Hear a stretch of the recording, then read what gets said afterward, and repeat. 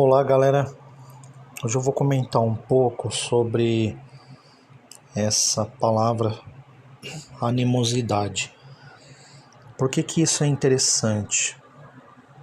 É importante que vocês percebam que quando a gente se imune, de cultura, quando a gente se imune de repertório eclesiástico, repertório de uma cultura específica do passado, a gente acaba percebendo que existiam pelos nossos antepassados muitas técnicas para eles viverem e superarem o que a gente está passando hoje. Vou dar um exemplo para vocês da questão da perseguição, Hoje é muito comum a gente, principalmente na internet, a gente se deparar com atitudes de perseguição e tem até os linguajares modernos para isso, que diz que fulano é hater, ele persegue, ele faz comentários, tece comentários críticos sobre determinada pessoa, às vezes a pessoa não está munida de ética ou não está munida de nenhum tipo de senso, E nesse tempo que a gente está vivendo agora, isso é tido como algo que é difícil de ser superado, As pessoas conotam muitas vezes até como bullying e por aí vai, Então, em 231, Orígenes ele foi forçado a abandonar Alexandria devido à animosidade, por isso que eu coloquei a palavra aí, animosidade que o bispo Demétrio lhe devotava pelo fato de se ter castrado. Então ele convocou o concílio de Alexandria em 231 com esta finalidade de excomungamento, Só que quando você olha a palavra animosidade, dá a entender que a pessoa, se a gente fosse interpretar com a visão que a gente tem hoje, mais moderna, dá a entender que a pessoa está animada com outra, Mas veja aqui que a animosidade, ela é uma má vontade constante apresentada pela pessoa, Ela é uma aversão, um rancor ou um ressentimento demonstrado de uma pessoa para outra, Em segunda definição, ela é uma disposição ou determinação diante de obstáculos, perigos. Ela é uma espécie de audácia, algum tipo de coragem, algum tipo de ousadia. Então, se a gente pegar o contexto de Orígenes, tanto o primeiro significado quanto o segundo serve para entender o que estava acontecendo entre Demétrio e Orígenes, Porque a animosidade devotada por Demétrio, ela poderia ser uma aversão constante à atitude de Orígenes, quanto à sua consagração, E pode ser também algumas investidas audaciosas, Porque você convocar, por exemplo, um concílio é uma atitude de certa forma ousada e até corajosa e audaciosa, porque isso está mexendo com todo um corpo ecumênico, Então serve aí para as duas investidas. Percebam uma coisa, como que a palavra antigamente ela suavizava o conflito, Porque aqui nós estamos tratando de duas pessoas não só acadêmicas e inspiradas, como também duas pessoas voltadas para o corpo eclesiástico, que eram pessoas altamente religiosas, E na hora que você relata isso historicamente falando e utiliza uma palavra específica, né, uma palavra que combina com o contexto, né, isso é suavizado no tocante interpretativo, né, porque quando você olha o contexto antigo, faz uma alusão do contexto antigo para o contexto moderno, é muito fácil as pessoas, principalmente fazendo uma alusão de épocas passadas, entender tudo como se fosse mais arcaico, mais remoto e tudo resolvido pela briga ou discórdia, né? E diferentemente disso, aqui dá a entender que eles mantêm uma postura ortodoxa, né?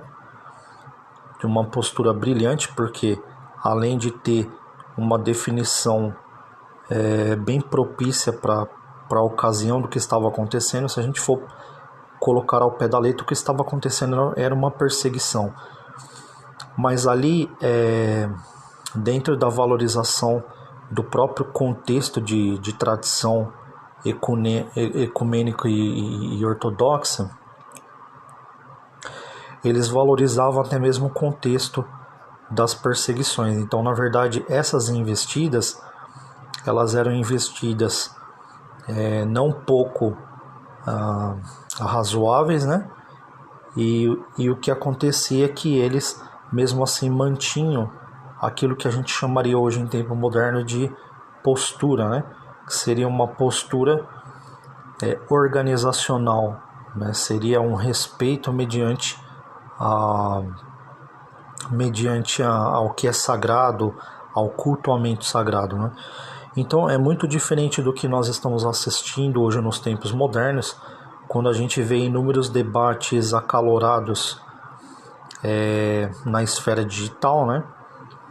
E esses debates eles envolvem até os ataques ad hominem, né? Que são ataques proferidos e desferidos às pessoas, né? E muitas vezes sem ou com intenção, mas a gente nota que não há esse cuidado, que é o cuidado que a gente percebe quando a gente lê essas cartas mais ortodoxas, essas cartas mais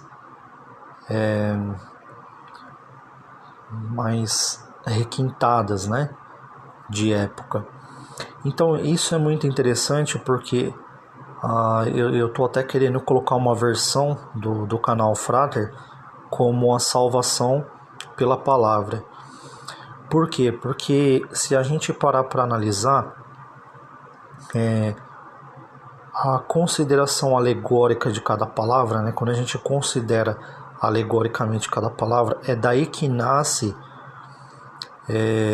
uma possível mitologia, entre aspas, né, que as pessoas dizem, é daí que nasce, é daí que é criado, né, todo um contexto histórico imaginativo, né, que muitas pessoas interpretam como sendo um nascimento não só de uma nova pessoa, como também o início da vida da pessoa espiritual. Não seria uma vida materializada, né, com dotes materiais. Então, dá a entender que desde aquela época eles vinham já valorizando não só cada tipo de situação, como também cada palavra ou cada detalhe enriquecedor do que acontecia, né? Embora fosse uma perseguição, e hoje nós temos uma versão incrível a atitudes de perseguição, nós percebemos que na época era mantida uma postura social contrária àquilo que a gente definiria como escandalosa, né? Contrária ao escândalo e ao radicalismo, né? E hoje nós temos até outras linhas, outras variantes de posturas descontroladas, né? que são variantes não só radicais, mas também variantes extremistas, né, que levam para atitudes mais extremas.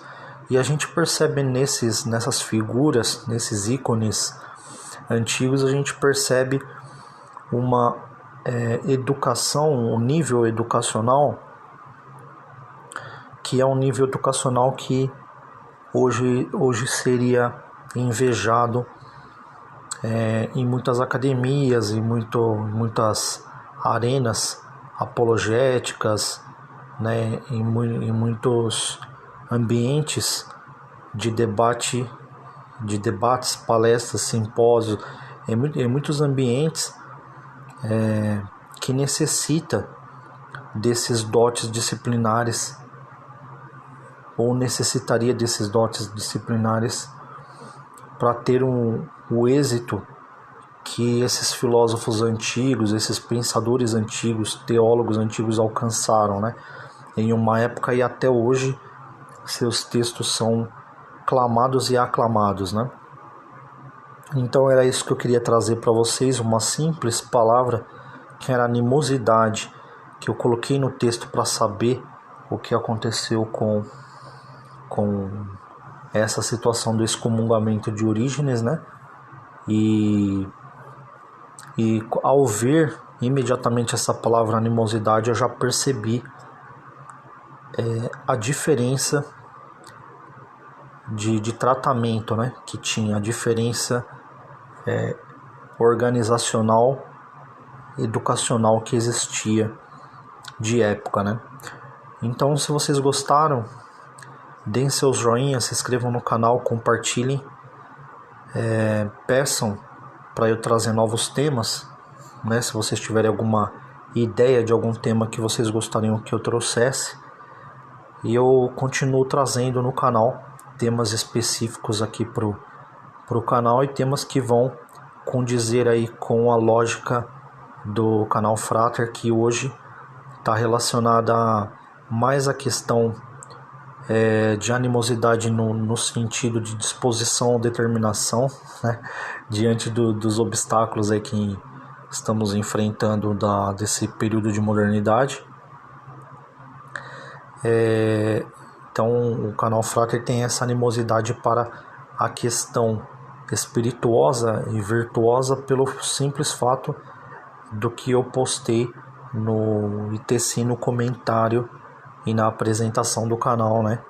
Que se você tiver interesse em saber, é só você clicar na apresentação do canal, vai estar ali explicado o objetivo geral aí pelo qual eu estou defendendo essa posição hoje no canal, né? Vocês vão conver comigo que é uma atitude nobre, porque é uma situação específica, né? De uma situação especial, né? Mediante não só aos conceitos sociais como institucionais, né? Então eu agradeço a presença de vocês. Se vocês puderem apoiar essa iniciativa do canal Frater, eu conseguiria então trazer mais coisas para vocês. Eu vou colocar sempre que puder também o Pix, vou colocar meios que vocês possam ajudar. Por exemplo, eu tenho livros, né, que eu publiquei, e de repente vocês adquirindo os livros, vocês podem não só entrar nesse mundo, nesse universo ecumênico que eu estou propondo, né, que é uma reflexão aí uma reflexão mais amistosa aí das cartas antigas, né, dos principais filósofos que contribuíram para o crescimento religioso, e um crescimento, eu vou fazer uma separação e um adendo aqui, um crescimento das pessoas que têm interesse, ou melhor, não têm interesse pela guerra, e que se despertou de uma hora para outra nessas pessoas o interesse por um movimento mais eclesiástico, pelo simples fato de acreditarem que esse movimento eclesiástico pode ajudar a construir um mundo melhor. Hoje nós sabemos que existem muitas críticas relacionadas a isso, né, que a gente vê que a corrupção do homem ela atinge todas as esferas, né? Mas isso a gente consegue explicar por meio do pecado original, consegue explicar por meio da depravação do homem, que também é um objetivo da gente vencer essa depravação e caminhar para uma postura mais salvífica, para viver em mais harmonia com nós mesmos e com o mundo em si e as demais pessoas. Pessoal, muito obrigado pela presença de vocês mais uma vez. Me ajudem, conforme eu relatei aqui, né, compartilhando, dando seus joinhas, fazendo doações ou comprando livros ou apetrechos que eu vier a oferecer no canal. Muito obrigado por tudo e até a próxima.